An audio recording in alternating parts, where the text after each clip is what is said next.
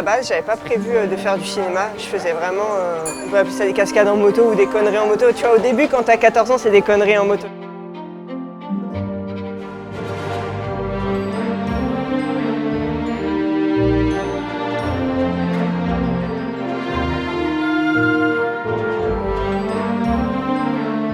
Tes parents ils sont pas forcément pour et tout. Et puis quand tu progresses et que tu commences justement à sortir du lot, à passer ce petit step où tu es un peu reconnu professionnellement, que ça devient un métier. Ouais, il y a une petite fierté qui arrive.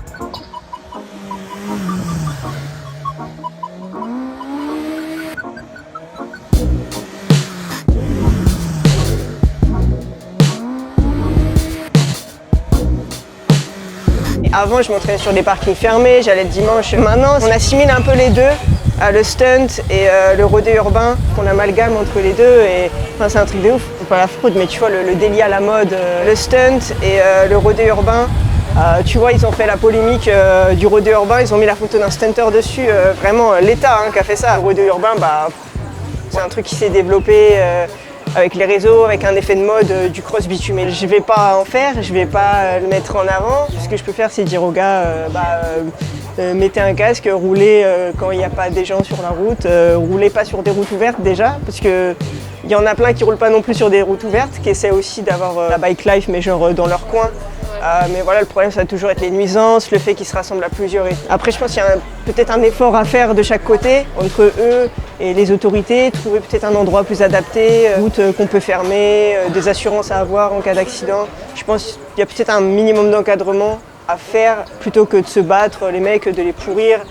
Ils ont des petites routes fermées qu'ils trouvent, mais des fois au milieu de nulle part. Vraiment, les gars, je te jure, ils ne dérangent pas. Et on va leur fermer parce que l'image, la faute à qui entre quelqu'un qui est passionné, quelqu'un qui n'a pas envie, ou des fois c'est juste quelqu'un qui a vu, ça l'embête. Enfin, des fois, il y a un peu d'abus de pouvoir là-dedans aussi. L'image est tellement diabolisée de la roue arrière. J'en ai fait vraiment une discipline à part. Moi, carrément, je m'affiche chez moi. J'ai fait un truc de luxe. Ils sont vraiment à fond là-dessus.